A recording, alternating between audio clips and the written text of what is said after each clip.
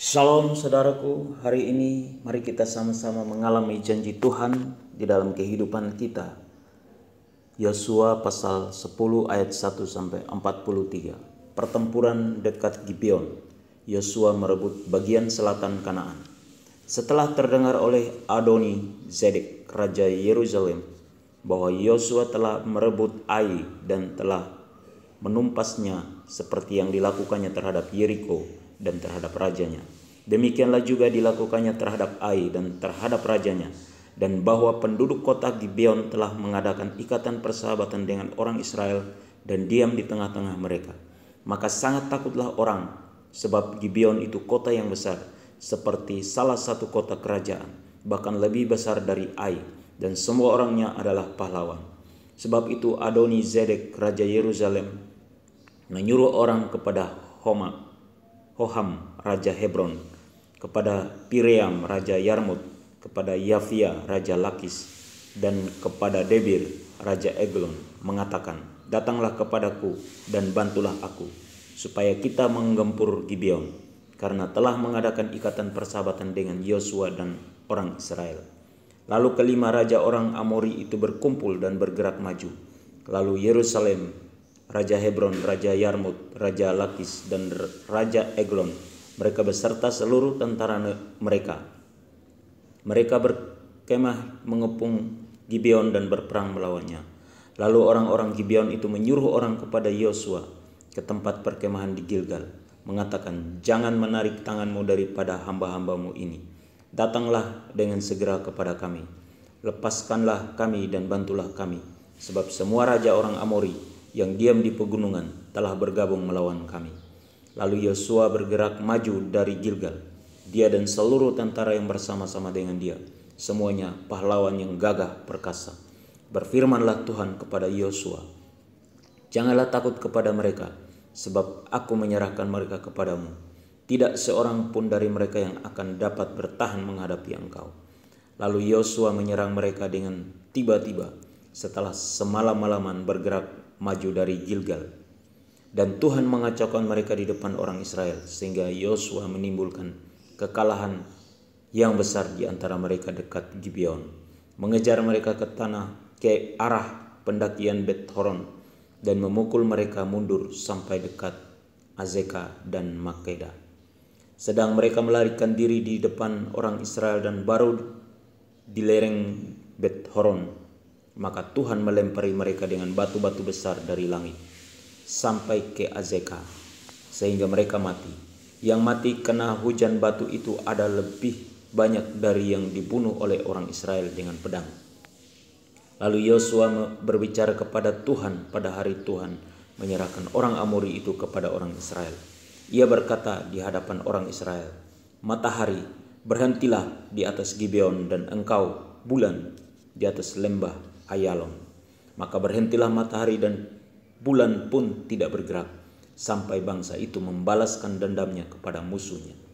Bukankah hal itu telah tertulis dalam kitab orang jujur? Matahari tidak bergerak di tengah langit, dan lambat-lambat terbenam kira-kira sehari penuh.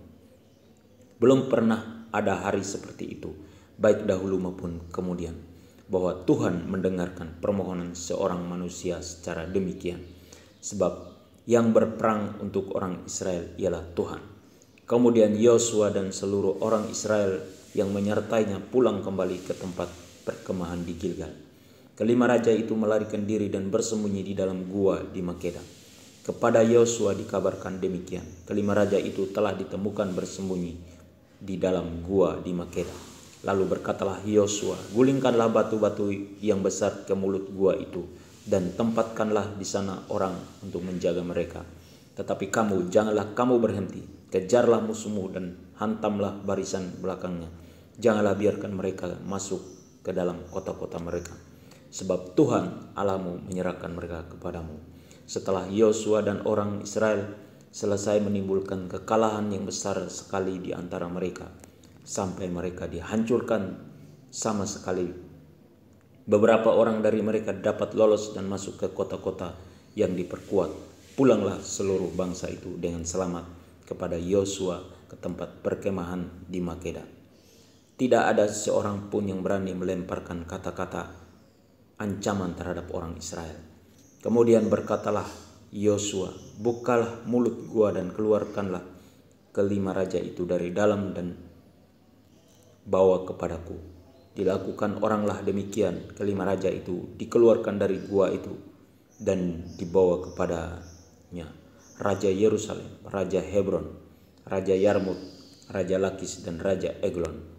Setelah raja-raja itu dikeluarkan dan dibawa kepada Yosua, maka Yosua pun memanggil semua orang Israel berkumpul dan berkata kepada para panglima tentara yang ikut berperang bersama-sama dengan dia, marilah dekat, taruhlah kakimu di atas tengkuk raja-raja ini. Maka datanglah mereka dekat dan menaruh kakinya di atas tengkuk raja-raja itu. Lalu berkatalah Yosua kepada mereka, janganlah takut dan janganlah tawar hati. Kuatkan dan teguhkanlah hatimu. Sebab secara itulah akan dilakukan Tuhan kepada semua musuhmu yang kamu perangi. Sesudah itu Yosua membunuh raja-raja itu dan menggantung mereka pada 5 tiang. Dan mereka tinggal tergantung pada tiang-tiang itu sampai matahari terbenam. Tetapi menjelang matahari terbenam, atas perintah Yosua mayat mereka diturunkan dari tiang-tiang itu dan dilemparkan ke dalam gua tempat mereka bersembunyi. Lalu mulut gua itu ditutupi orang dengan batu-batu besar yang masih ada sampai sekarang. Pada hari itu Yosua merebut Makeda dan kota itu dipukulnya dengan mata pedang. Juga rajanya, kota itu dan semua makhluk yang ada di dalamnya ditumpasnya. Tidak ada seorang pun yang dibiarkannya lolos. Dan Raja Makeda diperlakukannya seperti telah diperlakukannya Raja Yeriko. Kemudian Yosua dengan seluruh Israel berjalan terus dari Makeda ke Libna, lalu memerangi Libna. Dan Tuhan menyerahkan kota itu juga kepada orang Israel beserta rajanya. Yosua memukul kota itu dan semua makhluk yang ada di dalamnya dengan mata pedang. Tidak ada seorang pun di dalamnya yang dibiarkannya lolos. Dan rajanya itu diperlakukannya seperti telah diperlakukannya Raja Yeriko. Kemudian Yosua dengan seluruh Israel berjalan terus dari Libna ke Lakis, lalu berkemah mengepung kota itu dan berperang melawannya. Dan Tuhan menyerahkan Lakis kepada orang Israel. Yosua merebut kota itu pada hari yang kedua. Kota itu dan semua makhluk yang ada di dalamnya dipukulnya dengan mata pedang, tepat seperti yang dilakukannya terhadap Libna. Lalu Horam, Raja Gezer, maju untuk membantu Lakis, tetapi Yosua menewaskan dia dan rakyatnya, sehingga tidak ada seorang pun padanya yang dibiarkannya lolos. Kemudian Yosua dengan seluruh Israel berjalan terus dari Lakis ke Eglon. Lalu mereka berkemah mengepung kota itu dan berperang melawannya. Kota itu direbut mereka pada hari itu juga dan dipukul dengan mata pedang. Semua makhluk yang ada di dalamnya ditumpasnya pada hari itu, tepat seperti yang dilakukan terhadap Lakis. Kemudian Yosua dengan seluruh Israel bergerak maju dari Eglon ke Hebron, lalu berperang melawannya. Negeri itu direbut mereka dan dipukul dengan mata pedang, juga rajanya dan segala kotanya dan semua makhluk yang ada di dalamnya. Tidak seorang pun yang dibiarkannya lolos, tepat seperti yang dilakukannya terhadap Eglon. Kota itu dan semua makhluk yang ada di dalamnya ditumpasnya.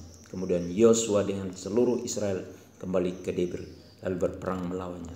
Negeri itu beserta rajanya dan segala kotanya direbutnya dan dipukul dengan mata pedang. Semua makhluk yang ada di dalamnya ditumpas mereka. Tidak seorang pun yang dibiarkannya lolos, seperti yang dilakukannya terhadap Hebron. Demikianlah dilakukan terhadap Debir beserta rajanya, sama seperti yang dilakukannya terhadap Libna beserta rajanya. Demikianlah Yosua mengalahkan seluruh negeri itu, pegunungan, tanah Negeb, daerah bukit dan lereng gunung, beserta semua raja mereka. Tidak seorang pun yang dibiarkannya lolos, tetapi ditumpasnya semua yang bernafas, seperti yang diperintahkan Tuhan Allah Israel. Yosua menewaskan mereka dari Kades Barnea sampai Gaza, juga seluruh tanah Goshen sampai Gibeon. Semua raja ini dan negeri mereka telah dikalahkan Yosua sekaligus, sebab yang berperang untuk orang Israel ialah Tuhan Allah Israel. Kemudian Yosua dengan seluruh Israel pulang kembali ke tempat perkemahan di Gilgal. Pesan Tuhan, janganlah takut untuk menghadapi apapun dan jangan tawar hati. Perintah Tuhan agar kita tidak berhenti berjuang dan jangan menyerah dalam kehidupan ini. Janji Tuhan hari ini bahwa Tuhan akan berjalan di depan kita, menghalau semua masalah dan rintangan yang akan kita hadapi. Amin. Tuhan Yesus memberkati.